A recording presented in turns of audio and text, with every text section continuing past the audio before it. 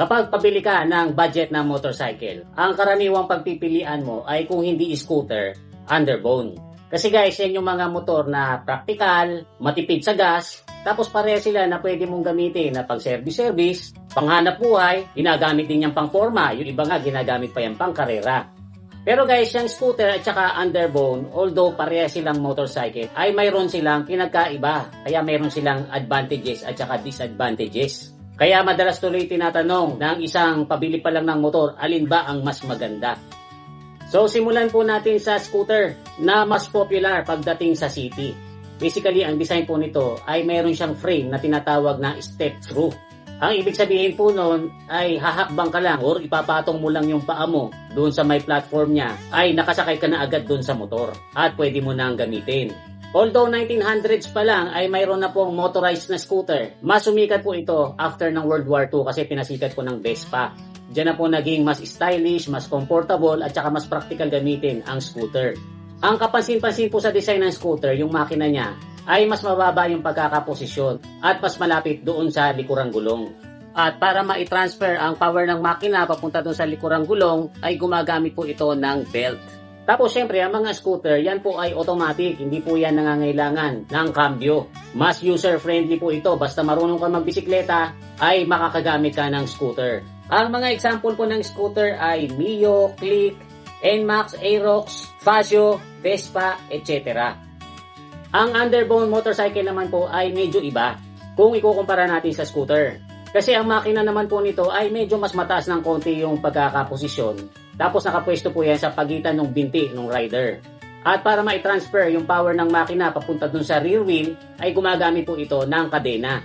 Kaya karamihan po ng mga underbone motorcycles ay semi-automatic. Ibig sabihin, kailangan mo tong ikambyo. At meron din po mga underbone na manual, na kailangan mo pang gumamit ng clutch para mo ito maikambyo. Medyo nahahawik po ang forma ng underbone dun sa mga pan-tricycle na motor. Iba nga lang po ang frame ng underbone kaya yung gas tank nito ay nakaposisyon sa ilalim ng upuan. Hindi katulad sa pan-tricycle na ang gas tank ay nandun sa may harap, malapit sa manibela. Dahil po dyan sa pagkakaiba ng design ng frame nila at saka kung paano sila paandarin, ay nagkaroon sila ng mga pros and cons. Mas madaling gamitin ng scooter dahil ito ay automatic. Mas relax din yung riding position niya. Kasi ang mga scooter po ay mas malalapad ang upuan kumpara doon sa mga underbone. And then usually ang mga scooter ay may footboard kung saan ipinapatong yung mga paa. At dyan po sa footboard na yan, nakakapagkarga ng mga kung ano-anong mga bagay. Lalo na kapag mamamalengke. Kaya nga po dito sa atin tinatawag din yung gulay board. Sa underbone naman ay medyo may challenge na konti. Sa pagsakay pa nga lang dito ay kailangan mong hakbangan yung motor. Tapos ipapatong mo yung mga paa mo sa mga foot pegs. Required po na gamitin yung dalawang paa. Kasi guys, dun sa kaliwang paa, dun ka magkokontrol ng cambio niya. Sa kanang paa naman kinokontrol yung preno sa likod. Di tulad sa scooter, yung mga paa ay halos hindi ginagamit. Nagagamit lang kapag itutukod mo every time na hihinto ka. Kaya kapag ginagamit mo sila, ay medyo magkaiba yung posisyon ng riding. Mas macho daw tingnan yung sa underbone. Yan din siguro yung dahilan kaya kung minsan nakakakita ko na scooter yung dala pero yung forma ng pag-ride nila ay parang sa underbone. Yung paa nila ay hindi dun sa floorboard nakaposisyon kung hindi dun sa foot peg sa likod. Ngayon guys, dahil ang mga motor na ito usually ay ginagamit pang araw-araw at pang service, napakahalaga ng storage compartment. Mas lamang po dyan na scooter kasi mas malaki yung compartment nito dun sa ilalim ng upuan. May mga models nga po na kasya yung buong helmet. Kaya nga kung hindi naman marami yung kailangan mong dalhin sa araw-araw mo na biyahe, ay hindi ka na mangangailangan ng top box. May mga models nga po ng scooter. Dapat itong sa harap ay mayroong compartment.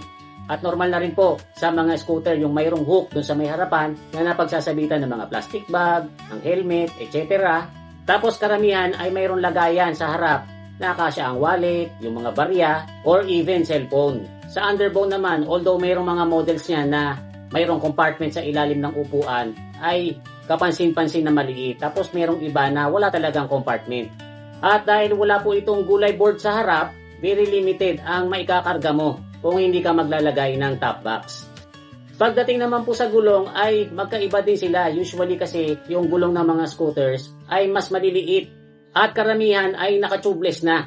Sa underbone naman ay mas malalaki yung mga gulong. At karamihan po ay mga nakarayos pa na spokes na kailangang gamitan ng interior. Pero meron din po mga nakamags na at naka-tubeless. Halos parehas naman po sila pagdating sa maintenance. Ang kapansin-pansin lang po na difference nila sa underbone po kasi, from time to time ay kailangan mong linisin at saka ilubricate yung kadena. Sa scooter naman, dahil belt ang ginagamit niyan at naka-cover pa, ay hindi naman kailangang linisin ng madalas.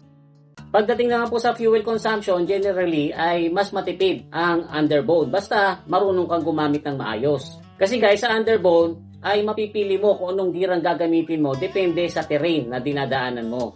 Unlike sa scooter na automatic, kahit ano pa ang terrain na dadaanan mo ay pipiga ka lang. Ang problema sa ganong style ay mas mataas na RPM ang kailangan para ito umarangkada.